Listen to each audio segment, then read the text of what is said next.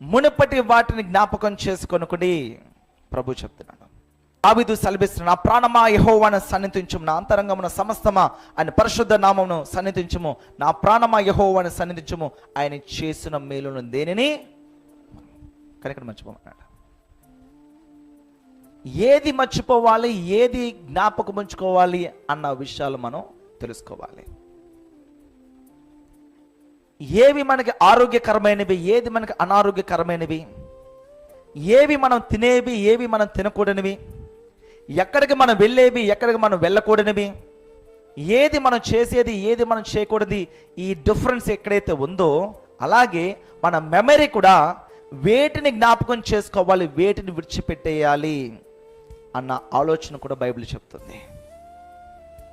ఆయన చేసిన మేలులు అని హెడ్డింగ్ ఉంది అక్కడ దావీదు చెప్తున్న మాటల్లో. ఏమండి,